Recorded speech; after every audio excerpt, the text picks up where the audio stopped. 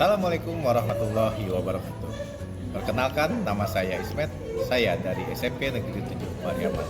Saya peserta pelatihan bakal calon kepala sekolah Provinsi Sumatera Barat tahun 2020. Berikut akan saya tampilkan video latihan supervisi akademik. Selamat menyaksikan. Bu Dede, Ya Pak. hari ini kan kalau di jadwal saya seperti kita Bu Dede ya. Iya Pak. Nah, jadi karena jadwal saya di kelas Bu Dede yang mau saya tanyakan pertama itu, apakah Bu Dede bersedia nanti saya supervisi? Insya Allah bersedia Pak. Oke, mantap. Jadi untuk supervisi kali ini materi yang mau Bu Dede ajarkan itu di kelas berapa? Di kelas 9 Pak. Hari ini jadwal itu di kelas 92. Oke, saya catat ya di kelas 92. Jam ke?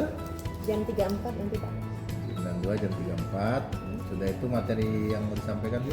Nanti materinya mengenai hukum Archimedes. Hukum Archimedes. Sedangkan untuk tujuan pembelajaran sendiri Bu?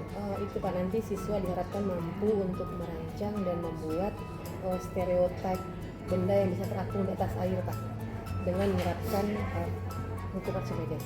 Stereotip benda yang bisa dapat terapung di di air. stereotip benda yang bisa terapung di atas air. Nah, strategi pembelajarannya sendiri Bu Dede untuk mengajarkan materi ini kira-kira apa gimana Bu? Karena diminta untuk membuat dan merancang Pak, jadi saya itu pakai model pembelajaran PJBL Pak. Oke, video ya. Dengan menggunakan pendekatan STEM. Jadi PJBL dengan menggunakan pendekatan STEM. Oke, sip. Strategi sudah. Alat bahan sendiri yang dibutuhkan untuk belajar nanti gimana? Alat bahannya Pak ya, karena ini project Pak, jadi itu nanti ada kita butuh ada beberapa bahan yang akan dijadikan stereotip sama anak-anak, seperti kertas, aluminium foil, plastik, selotip dan lain-lainnya Pak. Nah, yang alat bahan itu tadi udah disiapkan. Udah ready Pak. Alat-alat yang lain kira-kira yang dibutuhkan yang Setelah itu nanti mungkin kita butuhin fokus juga, kemudian juga ada video Pak. Fokus kita kan udah standby ya. Untuk memancing di awal itu saya akan tayangkan video dari YouTube Pak mengenai masalah banjir di sebuah daerah. Tapi sudah mantap nih strateginya, udah pakai modelnya PJBL dan itu kertasnya juga aman. Nah, sekarang terkait hubungannya dengan pembelajaran mendalam. Jadi dengan strategi sama model yang dipakai oleh Bu Dede, kira-kira aspek-aspek pengalaman belajar dalam pembelajaran mendalam itu sudah masuk belum? Seperti apakah nanti anak memahami, mengaplikasi, merefleksi itu sudah masuk belum? Karena saya pakai model PJBL dan ini juga katanya kan sesuai dengan prinsip PM ya Pak ya. Jadi saya rasa nanti di pembelajaran saya itu nanti sudah ada pengalaman belajar memahami, mengaplikasikan dan juga refleksi bagi anak. Oke, untuk prinsip belajarnya sendiri, prinsip pembelajaran sendiri kan di pembelajaran mendalam tuh arti anak berkesadaran, sudah itu anak bermakna, sudah itu menggembirakan. Tiga prinsip tadi itu apakah bisa tercipta di pembelajaran ini? Insya Allah bisa Pak, karena kan ini nanti ada kompetisinya, ada anak merancang sebuah proyek. Jadi kalau nanti di pembelajaran saya itu anak-anak akan mendapatkan kesadaran, makna dan juga gembira saat pelaksanaan proses belajar. Sip, kayaknya Bu Dede udah siap ya untuk diobservasi. Nanti kita ketemu di kelas 92 jam 3 jam 4. Oke, Terima kasih Pak. terima kasih ya Bu.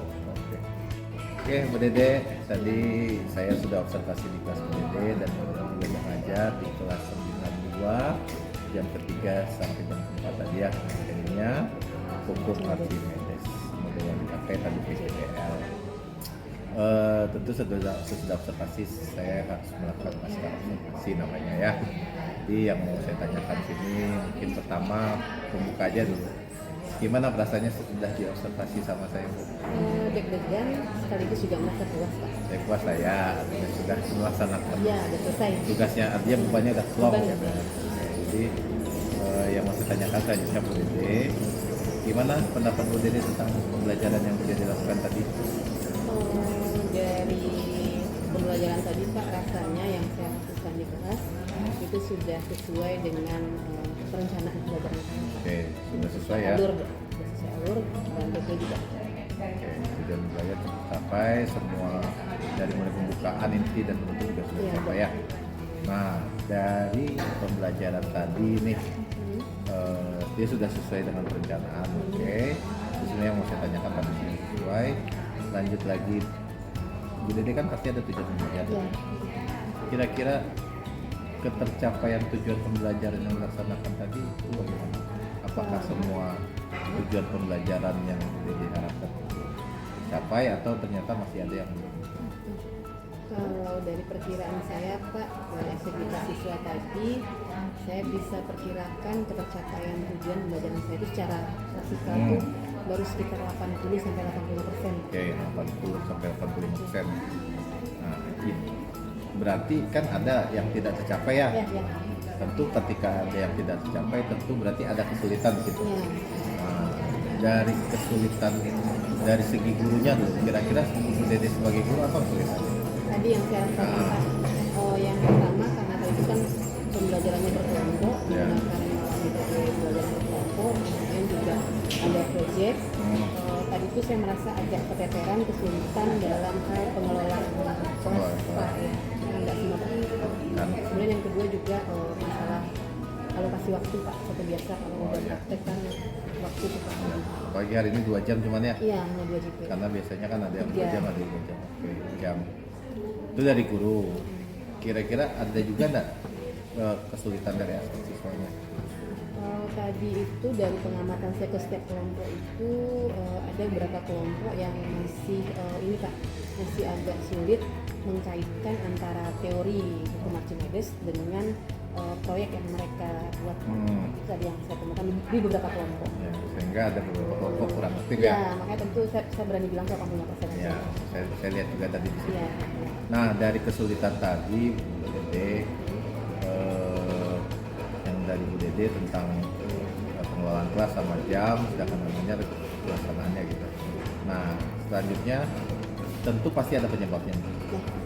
Setiap masalah tentu ada. Menurut Bu Dede penyebabnya apa?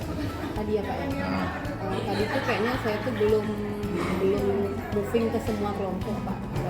Pas sudah selesai ngajar baru sadar kayaknya saya lebih fokus ke kelompok tertentu saja, hanya di depan saja, dan saya itu agak jarang ke belakang kan. Iya, iya. Nah ketemuannya memang kelompok belakang yang memang kurang Iya. bisa. memang apa sama saya Iya. di belakang. Jadi belum Belum sempat ini, semua iya. tercover Iya. sama kita ya. Oke, baiklah. Sudah itu penyebabnya Bu Dede belum sempat keliling ke semua, sehingga mungkin ada beberapa anak yang merasa ya tidak dapat ini. Nah, selanjutnya Bu Dede, solusinya apa? Penyebabnya udah dapat nih. Solusinya apa alternatifnya? Solusinya mungkin ke depannya ini Pak. Pertama mungkin saya akan lebih posisi meja kelompok Pak, mungkin kalau tadi mungkin terlalu jauh ke belakang, jadi saya mungkin akan lebih ini lagi Pak, lebih dekatkan ke depan, dan juga akan berusaha untuk proporsional Pak dalam membagi posisi saya sebagai guru, tidak di depan saja, di kelompok ini saja. Itu mungkin ke depan perbaikan yang ingin saya tuju Pak. Oke, saya catat, berarti posisinya dirubah, agak disesuaikan lah ya. Disesuaikan. Posisi disesuaikan. Sudah itu Bu Dede juga karena tadi bagian belakang kurang tercover, berarti lebih memperhatikan lagi di beberapa kelompok. Nah, solusinya tuh sudah dapat. Kira-kira kalau solusinya ini sudah dapat, apa yang harus Bu Dede lakukan selanjutnya? Selanjutnya mungkin nih Pak, saya akan lagi meningkatkan kemampuan saya belajar lebih banyak lagi mengenai keterampilan pengelolaan kelas. Karena saya sadar yang masih kurang di saya. Sudah itu kan keterampilan. Berarti untuk pertemuan berikutnya bagaimana? Atau di kelas lain tentu Bu Dede pasti ada kelas yang lain yang materinya sama nih. Besok Pak. Berarti tindak lanjutnya setelah itu akan perbaikan di kelas yang selanjutnya. Berarti ini yang jadikan tadi yang solusi tadi akan saya pakai di kelas besok. Jadikan ini pelajaran supaya besok jadi. Nah, itu kan udah nih. Jadi secara keseluruhan Bu Dede kita sudah melaksanakan tentang observasi pasca. Pertanyaan saya saja penutup mungkin. Jadi menurut Bu Dede kira-kira ini bermanfaat nggak observasinya? Sangat Pak, sangat bermanfaat karena kalau tidak Bapak lihat mungkin saya tidak akan ada kayak proses refleksi, saya tidak akan tahu kelemahan saya di mana, kekurangan saya di mana, dan apa yang harus saya lakukan selanjutnya. Ya itu maksud saya. Jadi tahu saya harus kembangkan apa.